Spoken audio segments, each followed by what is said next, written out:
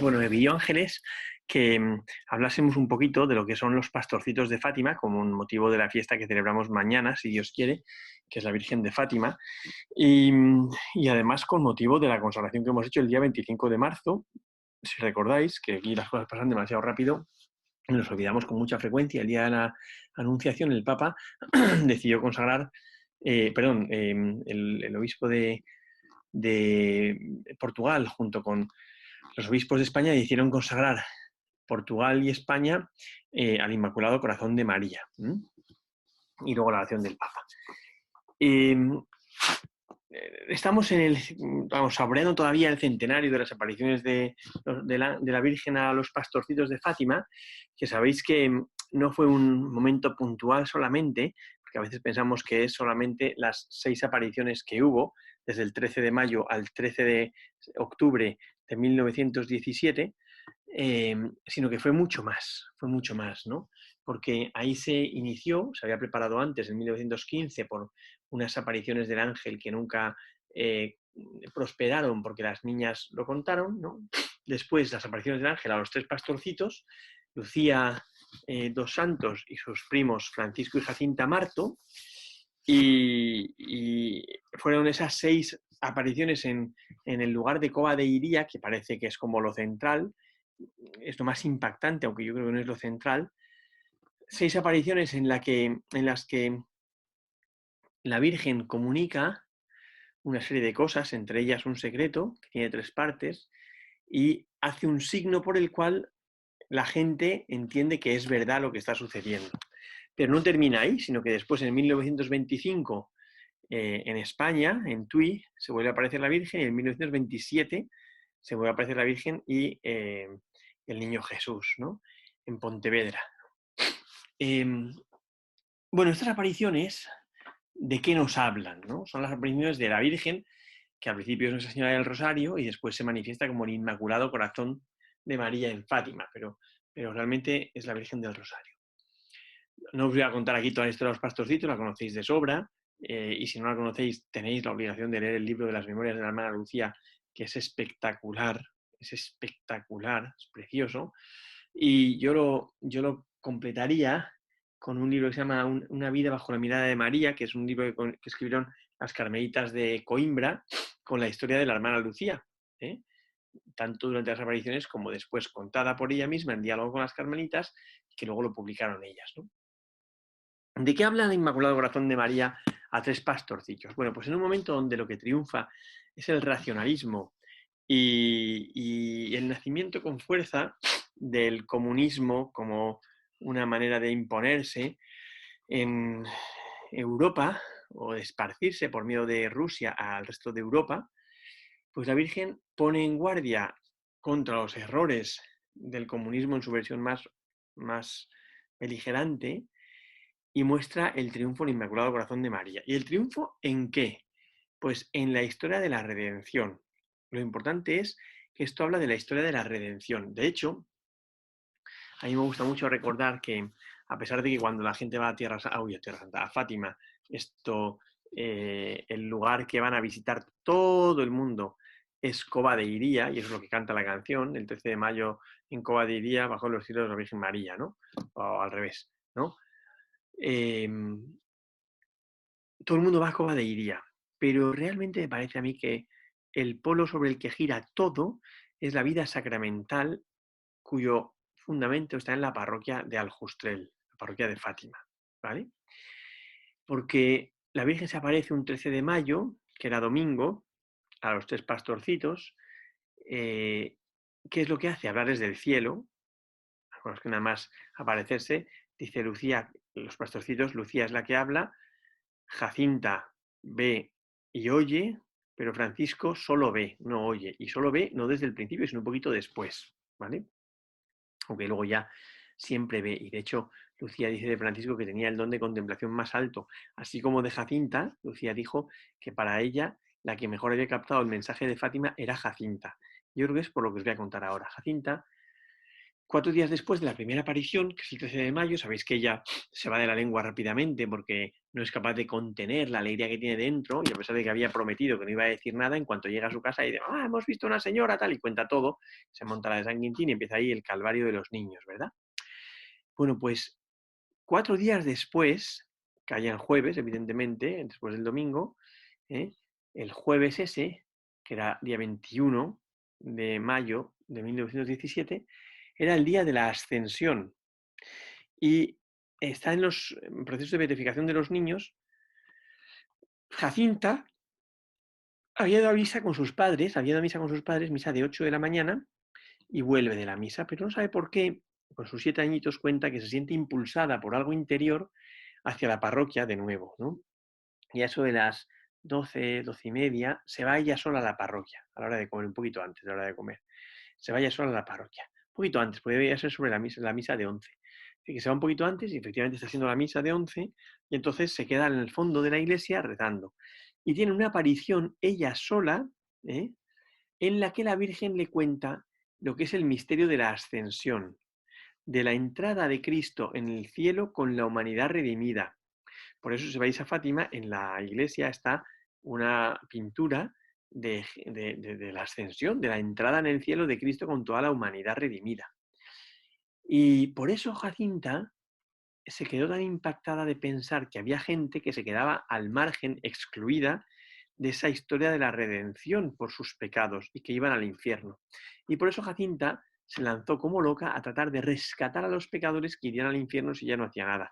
Y entonces se lanzó a hacer sacrificios y mortificación por los pecadores. Y decía Lucía de ella que era insaciable en este hacer sacrificios. Bueno, entonces, va siendo las apariciones. El primer día le dice la Virgen si quieren ofrecerse para ayudarles a consolar el corazón de Jesús, que está tan triste, con los pecados e indiferencias. Entonces, ellos dicen que sí, le preguntan de dónde es, del cielo, preguntan si van a ir al cielo.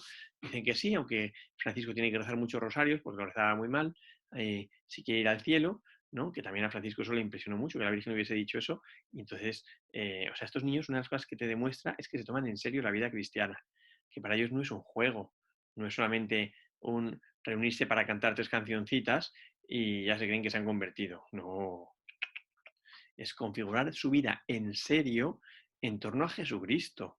¿Eh? Y ese configurar su vida en serio en torno a Jesucristo les exige pues una entrega radical.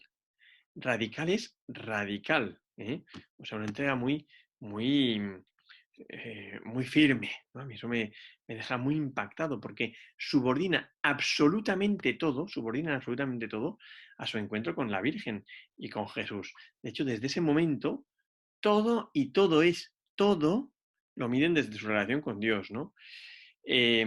Bueno, eso es el día 13 de mayo, después viene el 13 de junio, que era la fiesta de San Antonio. Pensaban la gente del pueblo que se olvidarían rápidamente y, sin embargo, ellos, en cuanto sus padres se despistan un poquito, se van a Cobadiría de nuevo a estar con la Virgen, le preguntan qué hacen con el dinero que están ahí la gente llevando, tal. Bueno, en fin, claro, están ahí un rato y de nuevo queréis ofreceros por los pecadores, ofrecer sacrificios de todo lo que podáis hacer. mm, Bien.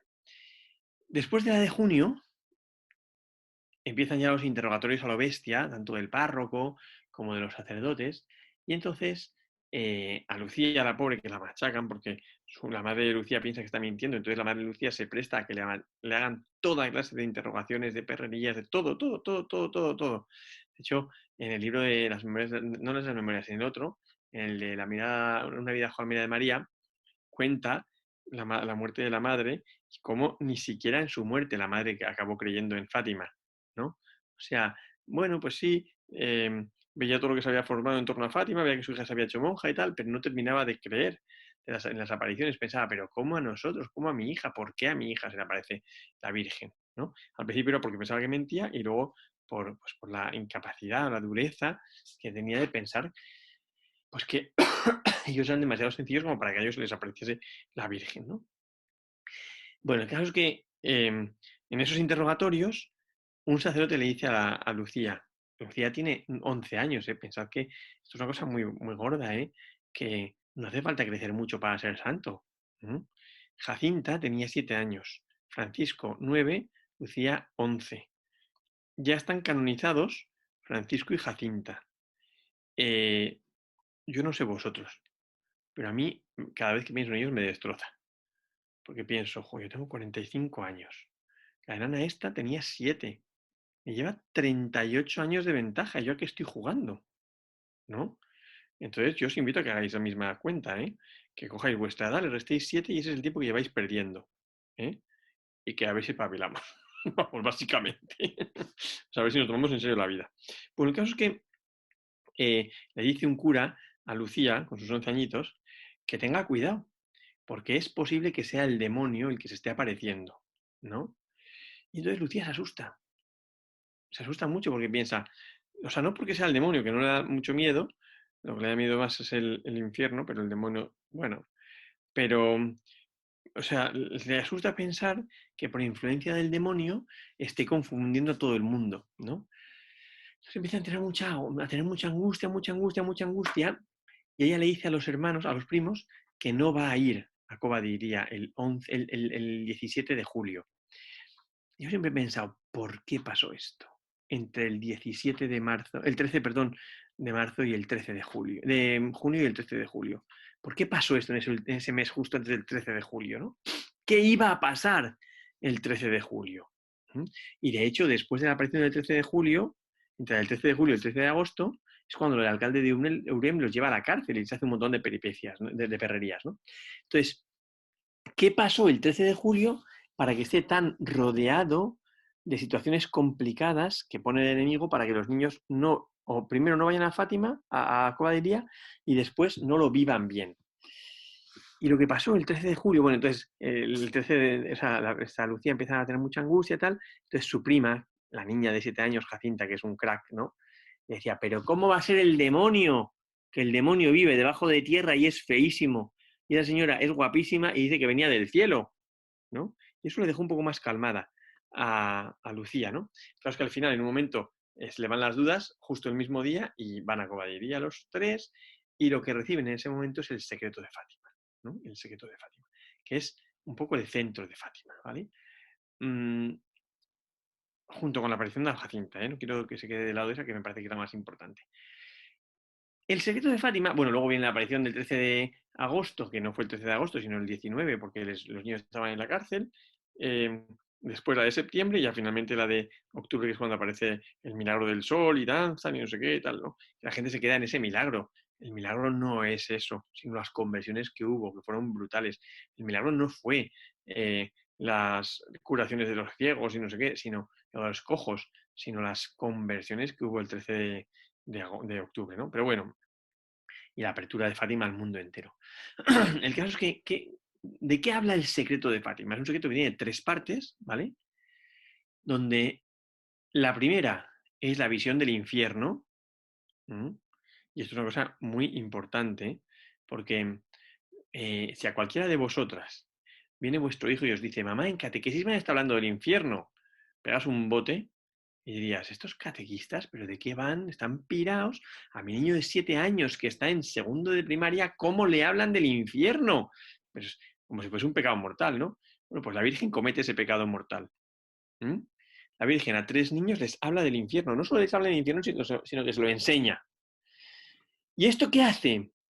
Pues que les da a ellos una sensación de seriedad de la vida cristiana. Oye, que esto no es un juego. Esto no es un juego. Lo del coronavirus, yo estoy encantado porque una de las cosas que ha hecho es decirte, oye, que esto no es un juego, ¿eh? Que en 3 días te vas delante del trono de Dios para ser juzgada. ¿Eh? Así que por lo menos háztelo ver, plantéatelo, ¿no? Porque, porque es una cosa muy seria, la vida. O sea, la vida, o sea, el fallo que tenemos hoy en día nosotros es que vivimos jugando a vivir. Nos parece que las cosas son un juego, ¿no? O sea, me impresionó mucho una noticia que salía esta mañana en las noticias, que en un bar de Santander han pillado a 100 personas dentro del bar tomando ahí lo que fuese, refrescos o vino o lo que fuese, ¿no? Y yo decía, pero ¿cómo es posible que la gente se haya olvidado y haya traicionado a los muertos tan rápidamente? ¿No? Que ya sabéis que yo no soy nada de ser un histérico, me pone nerviosísimo los miedos que la gente tiene. Pero hombre, una cosa es una cosa y otra cosa es otra cosa. Entonces, bueno, pues que dejemos de jugar a vivir y que vivamos en serio, ¿no? Entonces, la Virgen lo que hace a los pastorcitos es enseñarles que la vida cristiana es una cosa muy seria, porque te juegas la eternidad junto a Dios. Es un tema muy gordo, ¿no? Y que no da igual las acciones que uno hace en esta vida. Nosotros pensamos, bueno, siempre está la confesión, hombre, tal. Bueno, no. O sea, que, que, que Dios te ha dado el reto de tu libertad, y eso es un reto muy grande que tienes tú que afrontar, ¿no? Segunda parte de la visión, que es completada con una visión que tiene en Pontevedra. En cuanto pase esta pandemia, voy a decir esta paranoia, casi más o menos es lo mismo, ¿no? En cuanto pase esta pandemia, yo quiero organizar una peregrinación a Pontevedra, al santuario donde Lucía vivió y donde ella tuvo las dos otras apariciones de la Virgen y del Niño Jesús, ¿no? Entonces ahí en Pontevedra completa lo que dice la segunda parte del secreto, que es el Inmaculado Corazón triunfará. Ahora, para que el Inmaculado Corazón triunfe hace falta que el mundo se consagre al Inmaculado Corazón y Rusia también, porque si no, Rusia esparcirá sus errores por el mundo entero. Muchas naciones perecerán, el Santo Padre sufrirá mucho, la Iglesia será perseguida y tal, ¿no? Yo a veces cuando veo algunas cosas en la política digo, a ver si va a ser verdad esto, que no termina de funcionar la consagración de Rusia al Inmaculado Corazón de María y esto se están esparciendo un montón de errores, ¿no? Y bueno, o sea, no hay que ser apocalíptico, pero está ahí. Pero está ahí y conviene tenerlo en cuenta, ¿no? Y tercero, que es la tercera parte del secreto de Fátima, que fue tan controvertida y tal, que es la persecución de la Iglesia en el siglo XX, ¿m? Con el atentado que sufrió Juan Pablo II. Que esta visión es una visión en la que un ángel invita a la penitencia y que se ve pues, un obispo vestido de blanco, al cual siguen muchos sacerdotes, obispos, laicos, que van subiendo un monte, pasan por una ciudad llena de muertos, llegan a lo alto del monte hacia una cruz muy tosca y ahí, justo antes de llegar a la cruz, el obispo vestido de blanco es abatido a tiros y muere, y junto con él mueren todos los sacerdotes, obispos y tal, ¿no? Y entonces entiende, fue Juan Pablo II el que lo hizo público por medio del cardenal Ratzinger, el prefecto de la Congregación para la Doctrina de la Fe, y entendió que ya se había cumplido con el atentado que había sufrido Juan Pablo II en el año 81, ¿no? Independientemente de que la tercera parte del secreto de Fátima sea un camino esforzado de la Iglesia que tiene que dar la vida, creo que no podemos olvidar el centro del secreto, que es que el Inmaculado Corazón triunfará, pero que para ello hace falta esa consagración, que no es solamente un acto exterior en el cual se hace una oración, sino un vivir para. Consagrar es entregarse, vivir para otro. Entonces, yo creo que es bueno caer en la cuenta de ese vivir para otro, ¿vale? Eh, Fátima, y os digo esto y termino porque me tengo que ir volando, ¿no? Fátima es un diálogo de la madre con la iglesia que lo que hace es ejecutar la misión que Cristo le había encomendado. No olvidéis que Jesús le dice a la Virgen, mujer, ahí tienes a tu hijo. Y ella tiene que velar por el camino de la iglesia, ¿no? Bueno, pues en Fátima lo que hace la Virgen es venir de nuevo a socorrer a una iglesia que andaba un poco desconcertada. Fátima ha pasado a la historia, de hecho me da una rabia enorme cada vez que digo, no, y entonces como Fátima no sé qué, continúa en Garabandal, y como en Garabandal no se le hizo caso, ahora continúa en Medjugorje, y no sé cuántos, ¿no? Yo pienso, ¿cómo nos gusta pasar página? Fátima no ha pasado. El día que hayamos profundizado en el misterio de Fátima, meditado en el secreto, configurado nuestra vida como la de los pastorcitos, entonces Fátima habrá pasado y iremos al siguiente capítulo. Pero mientras tanto, me parece que es importantísimo profundizar en este camino que tres niños pequeños nos enseñan de tomarse en serio a Jesucristo, vivir aspirando al cielo y entender que esta vida es una batalla entre el bien y el mal, donde el mal no para un segundo, donde el mal no para un segundo, y donde cada uno de nosotros tenemos que hacer nuestra parte de trabajo en esta batalla. ¿Mirando al cielo? Sí. ¿Sabiendo que el Inmaculado Corazón de María triunfará? Por supuesto.